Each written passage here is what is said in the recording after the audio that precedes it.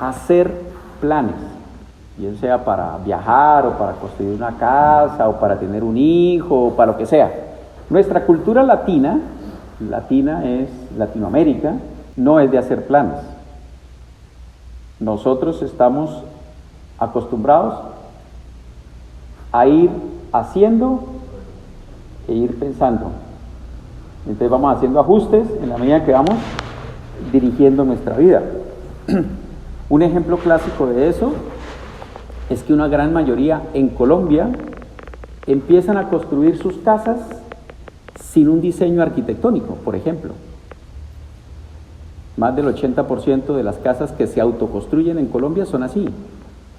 Se empieza a construir la casa sin un diseño arquitectónico. Y si se tiene el diseño arquitectónico, no se tiene el diseño estructural, que es otro diseño que se necesita. Y si tiene el diseño arquitectónico y el diseño estructural, no tiene el diseño eléctrico. Y si tiene el diseño eléctrico, no tiene el diseño hidrosanitario. Y así se ponen a construir, ¿sí? Entonces, en la marcha van, oiga, venga, este cuarto quedaría mejor acá. ¿Y qué tal si ay, se nos olvidó poner el tomacorriente de la sala? Y así durante la marcha se van haciendo los ajustes y demás. ¿Se va a estudiar una carrera? ¿Cuál carrera estudio? Oiga, esta carrera es como buena, esta carrera es como pedida. Estudiemos administración de empresas. Y la gente se mete a estudiar administración de empresas. Y como a los 4 semestres o 5 semestres, uy, no, qué aburrimiento esta vaina. Yo mejor hubiera estudiado historia. Se meten a estudiar historia.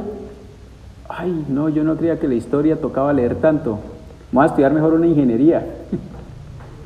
Y hay personas así que no planean hasta 3, 4, 5. Yo tengo un muchacho, yo doy clase en la universidad, tengo un muchacho que tiene 37 años.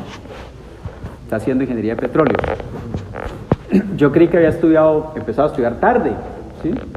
Cuando me puse a hablar con él, no, es que esta es la 5ª carrera que está tratando de terminar, no ha terminado ninguna. Ha estudiado matemáticas, ha estudiado ingeniería mecánica, ha estudiado biología, bueno, poco no de carrera.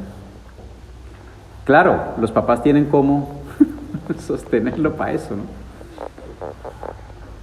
Este modelo de hacer las cosas, de ir haciendo e ir pensando, bueno, es una forma de trabajar, pero es una forma muy ineficiente e ineficaz y además costosa. Siempre que nosotros trabajamos de esa manera vamos a terminar gastando más tiempo y más dinero. Por eso lo mejor es hacer planes.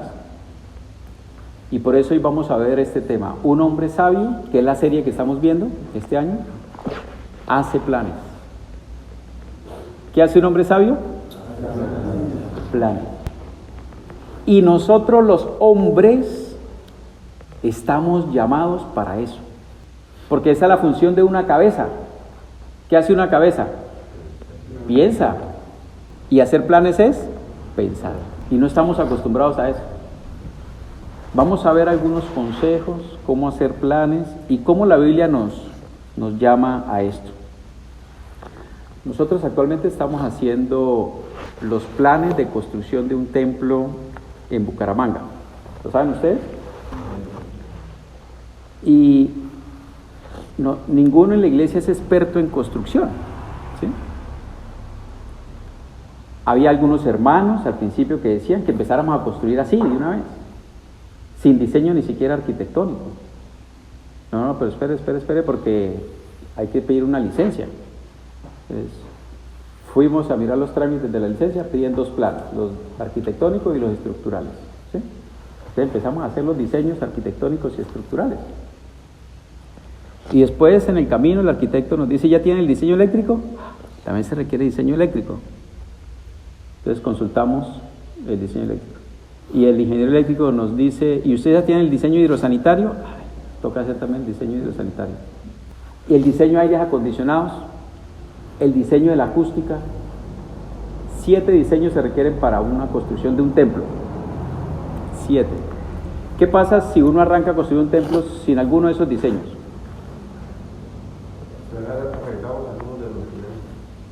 Posiblemente, ¿no? O durante la marcha toca hacer demoliciones, cambios, ¿sí? Oiga, se está escuchando con eco. El sonido. Qué fastidioso que es un salón con eco, ¿no?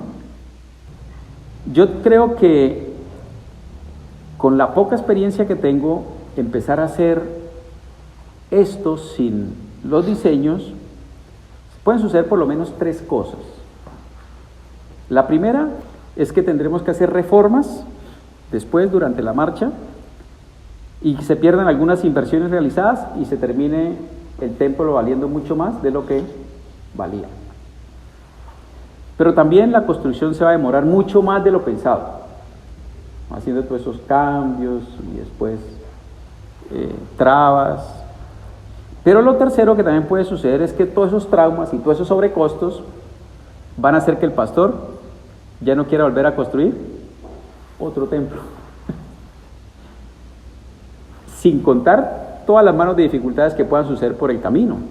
Ahora, esto no significa entonces que con los 7 diseños que vamos a hacer ya no tengamos dificultades ni sobrecostos, pero van a ser más menores, ¿sí? Se esperaría, ¿no? Y más controlado. Así que el hacer planes es lo que le ha permitido al ser humano alcanzar lo que se ha alcanzado hasta hoy. Por ejemplo, la aviación. La aviación se ha logrado gracias a la planificación. El hacer los edificios que tenemos hoy en día gigantes, hacer un computador, se ha logrado gracias a la planificación. Hacer un programa de computador, un software, se ha logrado gracias a la planificación. Ir a la luna, los celulares. Hoy desde la comodidad de nuestra casa podemos hablar con cualquier persona alrededor del mundo. ¿Eso era posible hace 20 años? No. Todo eso gracias a la planificación. Dios hace planes antes de ejecutar las acciones. ¿Ustedes qué piensan?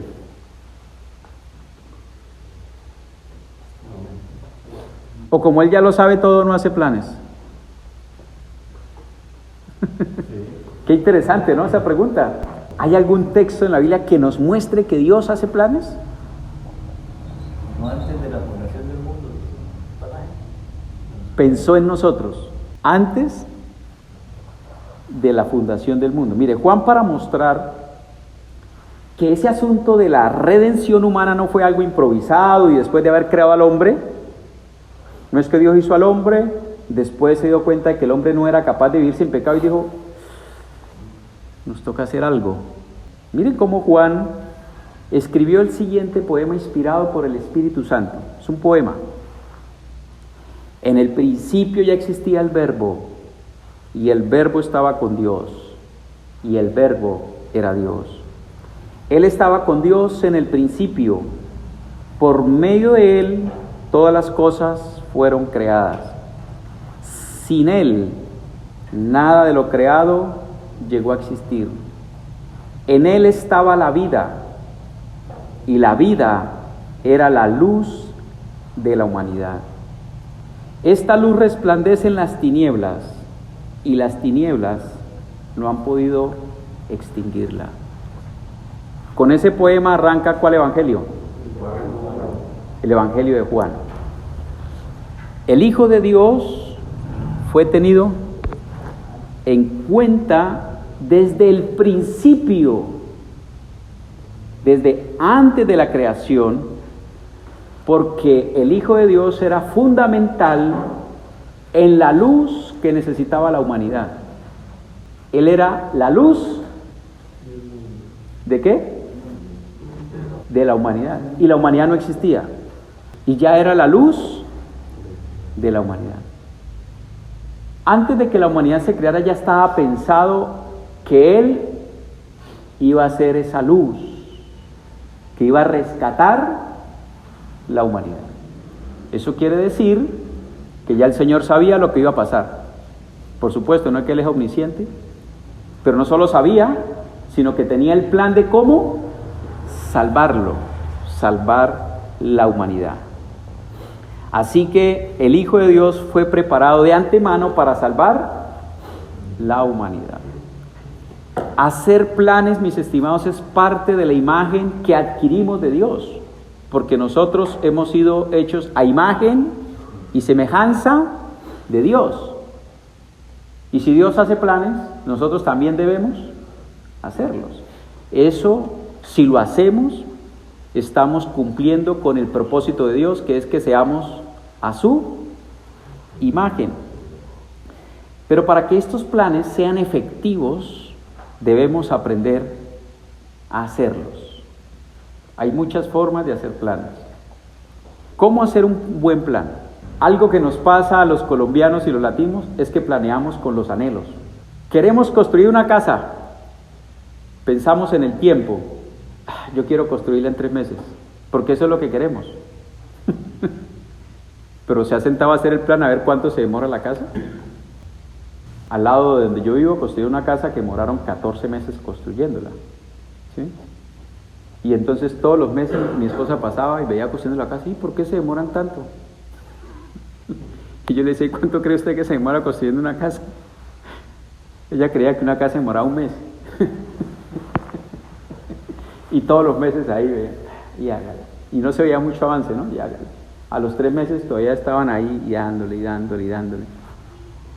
Cuando la gente no hace planes, planea es con el anhelo. Hacer un plan efectivo es complejo. Yo tengo un diplomado en gerencia de proyectos y hacer un plan es complejo. Requiere bastante tiempo hacer el plan, no ejecutarlo, hacer el plan. Pero también requiere bastante esfuerzo y bastante disciplina. Y nosotros pues no estamos acostumbrados a eso. ¿Sabe qué es lo que acostumbramos regularmente en nuestra sociedad cuando en los planes necesitamos más gente? Que sea barato. ¿Sí o no? Ese es el plan, que sea barato. ¿Creen que eso es un buen plan? Pero eso es lo que pensamos regularmente, ¿sí o no? ¿Qué tal pensar en lo que dice don Aurelio? La idoneidad de las personas antes que el precio. La integridad de las personas antes que el desempeño de las personas antes que el precio. Yo fui a construir un cuarto, ¿sí? Le hice cotización con un maestro, la cotización me la dio en media hora. Y sí, en media hora hice todo el plan. Calculó ladrillos, calculó gente, calculó tiempo, calculó todo en media hora. ¿Cómo creen que es ese plan? ¿Cómo? Improvisado. Imaginen la confianza que uno le va a dar a ese plan, ¿sí? Conseguí otro maestro y también. Eso prácticamente yo no le he dicho, ya me dijo cuánto me iba a costar y cuánto se iba a demorar. Yo dije, no, esto no, seguro que eso va a ser un problema, seguro. Entonces ahí empieza uno a evaluar la integridad de la gente, la confianza, sus capacidades. Entonces uno tiene que, digamos, desarrollar discernimiento para evaluar todas esas cosas. Si usted va a pedir una cotización a un maestro y el maestro le dice por lo menos deme hasta mañana, ya, es una persona confiable, por lo menos, ¿sí? Yo pedí un diseño eléctrico y me lo entregaron en 1 hora, no la miré. ¿Por qué? Porque ya eso dice la capacidad de planeación de una persona, ¿sí? Estoy esperando un diseño eléctrico que llevan 3 días, el que me recomendó el hermano Salustriano. Uno dice, hay gente que sabe, ¿sí? Entonces, todas esas cosas le deben llevar a uno a sospechar. Entonces, estos son algunos pasos genéricos, escúchenos, para hacer un plan bueno. Primero, identifique el objetivo. El objetivo es, ¿a dónde quiero llegar? ¿Cuál es la meta? Por ejemplo, voy a construir una casa, pero ¿cuál es la meta? Entonces, identificar el objetivo es muy importante. Porque el plan que voy a hacer es para que me lleve a ese objetivo, a esa meta. Por lo tanto, los objetivos tienen que ser claros, muy claros, porque si son confusos, ¿cómo sabré si cumplí el objetivo o no?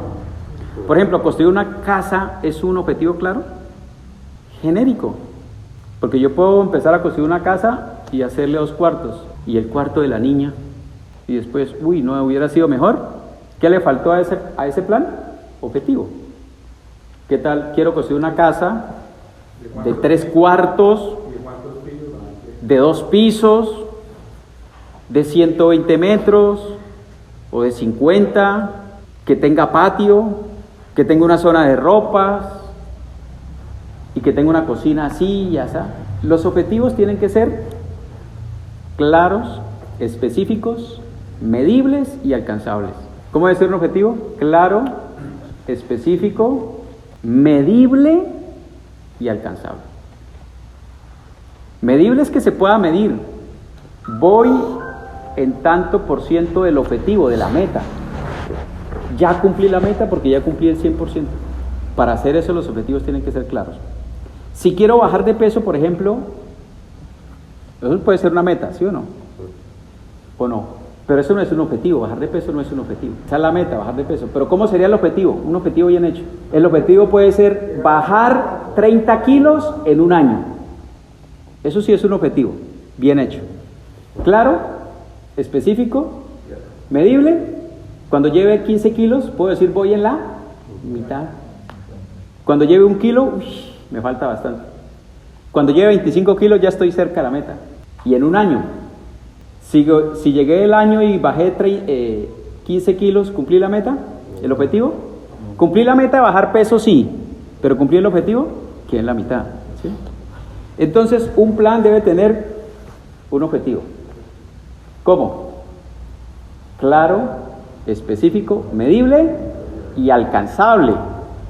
¿Qué tal ponerme este objetivo? Si quiero bajar de peso, quiero bajar 30 kilos en un mes. Pues claro es, específico también, medible es, alcanzable. Es un objetivo pensado más con el anhelo que con un plan. Con el bisturí. Pero ni en eso, porque la cirugía, para que le programen la cirugía, por lo menos son 3 meses. Así sea clínica privada.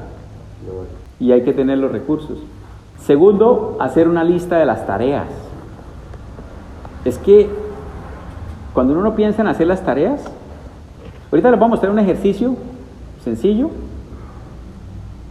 Y uno dice, ¿y por qué tantas tareas? Bueno, porque hay que pensar. Y entre más uno piense, más tareas salen. Así que si usted hace el plan en un día, le salen poquitas tareas. Pero si usted dura haciendo el plan una semana, le van a salir un montón de tareas. Y tareas. Para alcanzar ese objetivo. Y tareas. Y tareas. Ah, y esto. Y si lo hace uno solo, le salen poquitas tareas. Y si lo hace acompañado, más tareas. Y entre más acompañado, más tareas. ¿Qué es mejor? ¿Hacerlo solo o hacerlo acompañado? Solo porque salen poquitas tareas, ¿sí o no? Entre más gente haya pensando, mejor, porque el uno piensa en una cosa y el otro piensa en la otra y el otro piensa en la otra y el otro... Oiga, ¿y el color de los pisos? ¿Ya pensó en el color de los pisos? Ay, no. Definir el color de los pisos. Tarea. Definir el color de los pisos con mi esposa. Porque si yo lo defino solo, después va a ser un problema cuando estemos echando el piso. ¡Eh, piso tan feo! ¿Quién lo seleccionó? ¿Tener eso en cuenta en el plan creen que es importante? Tarea, definir el color de los... Eso es una tarea. Si yo lo escribo, no se me va a pasar. Parece sencilla y simple, ¿sí o no? Pero ¿cuántos problemas nos va a evitar? Tarea, diseñar el baño con mi esposa. Entonces, hacer la lista de tareas que me puedan llevar a alcanzar el objetivo. Si yo defino el objetivo, sé cuáles tareas necesito, ¿sí? Tercero, establecer el tiempo de ejecución. Pero fíjese que antes están las tareas. Si yo no he definido las tareas, es muy difícil saber el tiempo de ejecución. Pero con las tareas, a las tareas les ponemos tiempo y eso nos va a dar el tiempo de ejecución. Hay tareas como, por ejemplo, definir el color de los pisos con mi esposa, que no requiere tiempo, ¿cierto? Pues muy breve. Entonces podemos colocarle tiempo, ¿sí? Un día. En un día tiene que definirse eso. Tampoco le vamos a poner abierto y que llegue el mes y no se ha definido eso. Establecer el tiempo de ejecución. Muchas personas quieren poner los tiempos de ejecución, como les dije, con los anhelos. Pero ¿cómo hay que ponerlos?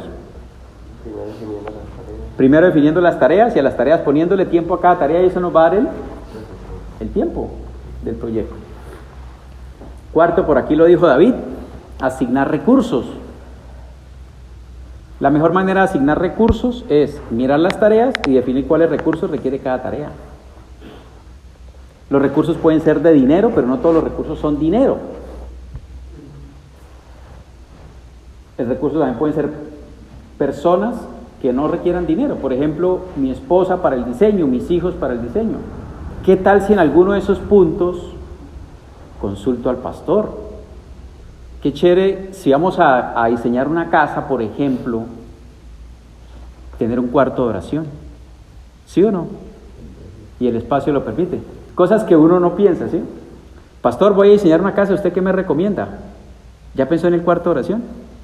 ¿Ustedes creen que se requiere un cuarto de oración? Muy importante. Porque, ¿dónde oran ustedes?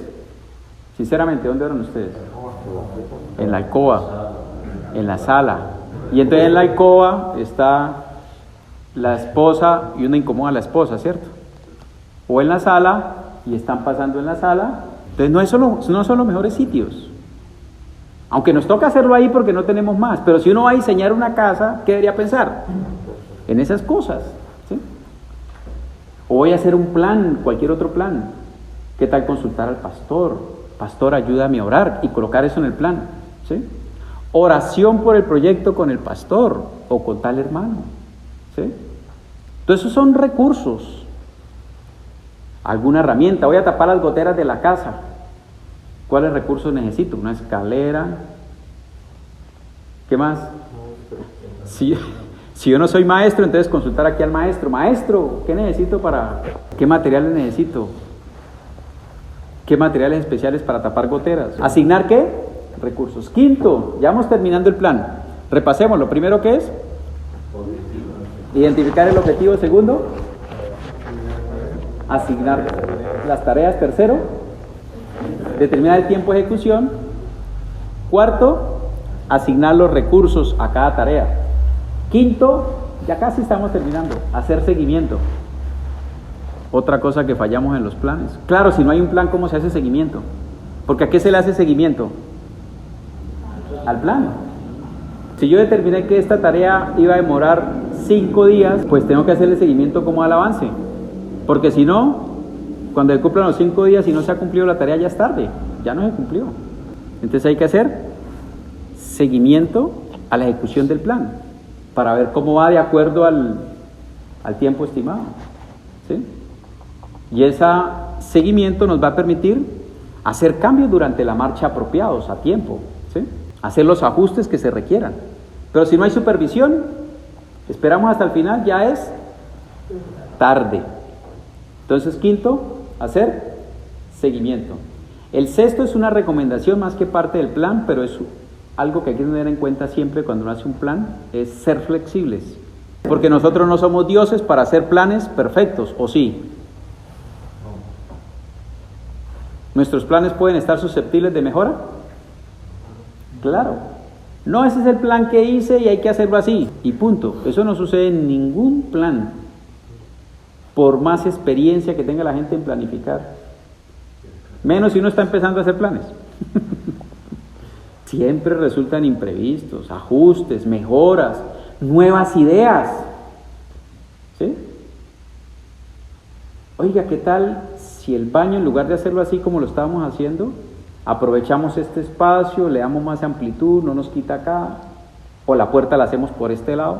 Porque ya durante la ejecución se pueden hacer cosas mejores que antes de empezarlas a ejecutar. Se pueden ver cosas que uno no vio antes. ¿Qué tal la escalera si le cambiamos, en lugar de hacerla aquí por la sala, la hacemos por fuera? Por ejemplo, cosas. Entonces, sexto, ser flexible. Y séptimo y último, algo que no acostumbramos menos, celebrar los logros. ¿Saben por qué es importante celebrar los logros? Porque no hay como uno hacer un plan y ver que se cumple el objetivo.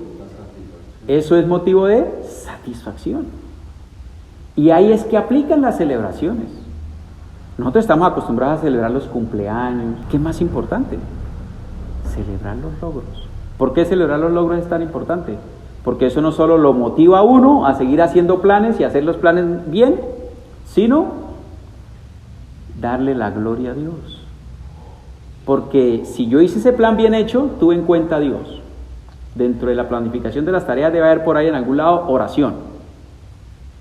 Y entonces al final, Señor, gracias. ¿Qué tal un almuerzo con la familia, celebrando el logro? ¿O qué tal un ayuno, celebrando el logro? No necesariamente es hacer una fiesta, puede ser compartir el logro en las redes sociales. No para vanagloria, sino para la gloria de Dios. Porque nosotros somos luz en este mundo, nosotros, ¿sí o no? Tenemos que alumbrar, que la gente vea que las iglesias, los hermanos, es gente organizada, que los hombres de Dios es gente planeadora, es gente que hace las cosas bien. Si uno vive la vida sin hacer planes, se le pasa la vida y no obtiene logros importantes. 3 áreas prioritarias en las cuales debemos hacer planes. Primero, el área espiritual. Es que si no planeamos una casa, mucho menos el área espiritual. Mateo 6:33 dice más bien, busquen primeramente el reino de Dios y su justicia. Esta es la primera área en la cual nosotros debemos planear. No es la única, es el área espiritual. Crecer en el área espiritual es lo primero. Y si no hacemos planes, no crecemos. Para crecer en el área espiritual hay que hacer un plan. O no crecemos como se debe. Por allá el escritor de Hebreos le dijo a esa iglesia, ¿qué le dijo? Ustedes ya deberían ser maestros. Y todavía me toca darles leche espiritual porque no son capaces de comer el alimento sólido de la palabra. Tocaba tratarlos como bebés. Por ejemplo, un plan para crecer en el área espiritual puede ser crecer en oración. Ese no es el objetivo, ese es el plan, como título del plan. Eso hay que ponerle paticas, hay que ponerle un objetivo, hay que ponerle todas las tareas y todo eso, como vimos. Otro plan podría ser crecer en conocimiento de Dios. Y eso hay que ponerle paticas, hay que ponerle objetivo, hay que ponerle tareas, hay que ponerle tiempo, hay que ponerle recursos. Otro plan podría ser crecer en servicio en la iglesia. Les voy a mostrar el ejemplo del plan 1. Un ejemplo, para que ustedes se guíen y piensen. ¿Cuál fue el plan 1 que les dije? Crecer en oración.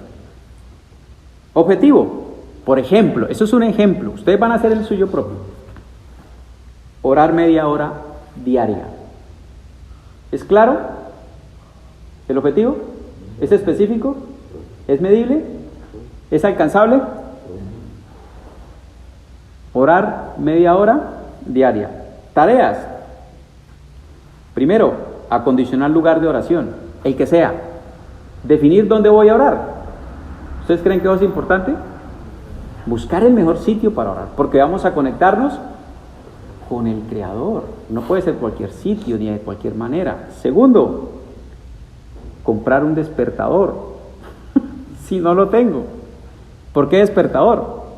Porque en este plan yo voy a definir que voy a orar de 5 a 5:30 de la mañana. Y si usted es capaz de levantarse sin despertador, pues no lo necesita. Pero si no, necesita el despertador. El celular. No les recomiendo el celular como despertador. ¿Por qué? Los celulares se descargan. Y si usted no lo tiene cargado, entonces en la noche le toca dejarlo cargado, que es un peligro, asume riesgos. Lo mejor es un despertadorcito que vale 10,000 pesos. Si no lo tienen, uno debería tenerlo en la vida, para la vida común y corriente. Y un cuaderno para anotar las peticiones de oración que van surgiendo, porque si no, no se le olvidan, y para también anotar los avances. Tiempo de ejecución, aquí no hay tiempo de ejecución límite, pero permanente. Permanente quiere decir todos los días. Recursos requeridos, lugar de oración, despertador, cuaderno. Seguimiento, cada domingo anotaré los avances, sentimientos y necesidades de oración para la semana. Cada domingo. Entonces ya sé que cada domingo me toca sentarme a hacer eso. Sacar un ratico para hacer eso. Para que cuando esté en la oración, tomo el cuaderno, ay, tengo que orar por esto, tengo que orar por esto. ¿Ustedes creen que así mejorará nuestra vida de oración? Celebración.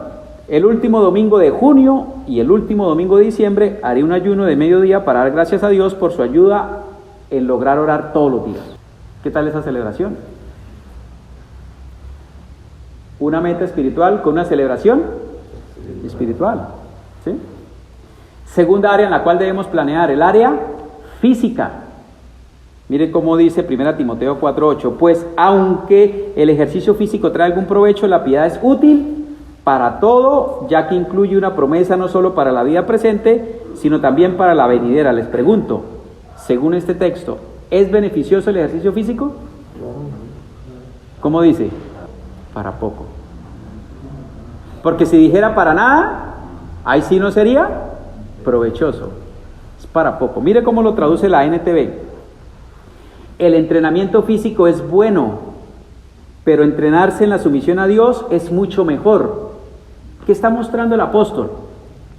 Está comparando el entrenamiento físico con el espiritual. Y está diciendo que el espiritual es mucho mejor. No está diciendo que el entrenamiento físico es malo, sino que el espiritual es mucho mejor. ¿Por qué? Lo dice, porque promete beneficios en esta vida y en la vida que viene. El ejercicio beneficio es solo provechoso para esta vida. ¿Por qué es importante cuidar nuestro cuerpo? Le voy a dar dos razones. Primero, es lo mejor de todos los bienes materiales. Es lo mejor. Si nosotros cuidamos la casa, si cuidamos el carro, si cuidamos el computador, ¿no deberíamos cuidar el cuerpo? Es el mejor de los bienes materiales que Dios nos ha dado en esta tierra, ¿o no? Si yo cuido la bicicleta, tengo que cuidar mi cuerpo. Si cuido la casa, tengo que cuidar mi cuerpo, porque es lo mejor. Dice Filipenses 4:8, por lo demás, hermanos, todo lo que es verdadero, todo lo honesto, todo lo justo, todo lo puro, todo lo amable, todo lo que es de buen nombre, si hay virtud alguna, si hay algo digno de alabanza, en esto pensad, dice la Reina Valera, en esto pensad. ¿Hay virtud alguna en cuidar el cuerpo? ¿Es bueno? ¿Es justo? ¿Es puro? Entonces dice el apóstol, en eso, entonces como debemos pensar en lo bueno y cuidar el cuerpo es bueno, entonces el hombre sabio planea cosas buenas para su área física. Por ejemplo, plan 1, alimentarse bien. Alimentarnos bien, cuidar a nuestro cuerpo. La mayoría de enfermedades vienen por lo que comemos. Y no solo eso, hay que evaluar cómo estamos comiendo. Hacer ejercicio. Plan 2. Plan 3, dormir bien. Está súper demostrado que el descanso es muy importante en el estado físico. Muy importante. Ese dormir bien no solo es tiempo, sino buen colchón, buen ambiente para dormir.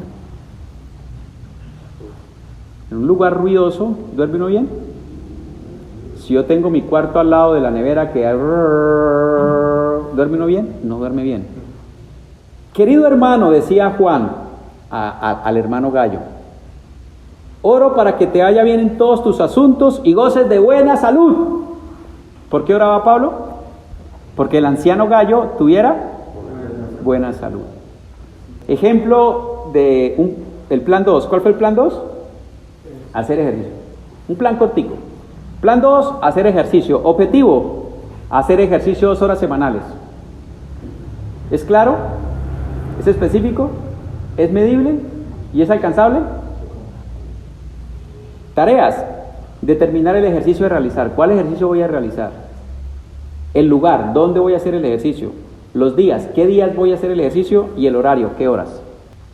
Tiempo de ejecución. También, permanente. Recursos requeridos. Como no tengo un buen par de zapatos, entonces 100,000 para el par de zapatos. Supongamos que usted no lo tiene. Seguimiento. Cada último día del mes evaluaré los avances y determinaré los cambios si son necesarios. Entonces ya sé que el último día del mes tengo que sentarme a hacer, bueno, ¿cómo me ha ido? Tengo que subir el ejercicio, tengo que bajarlo porque me está doliendo la espalda, qué sé yo. Celebración. El último domingo de junio y diciembre daré gracias a Dios por los logros obtenidos y subiré al Facebook los logros. Logros humildes, ¿no?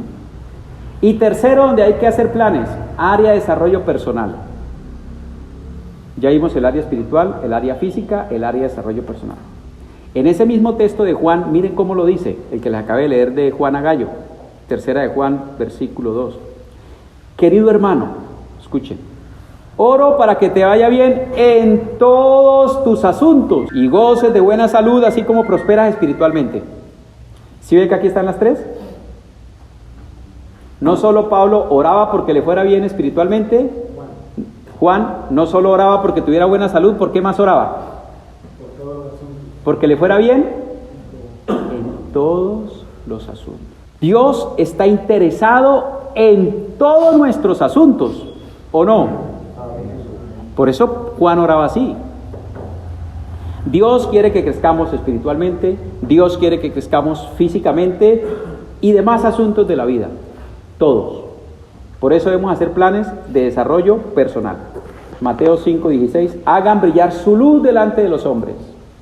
Si nosotros crecemos en nuestra vida personal, seremos de testimonio para esta sociedad.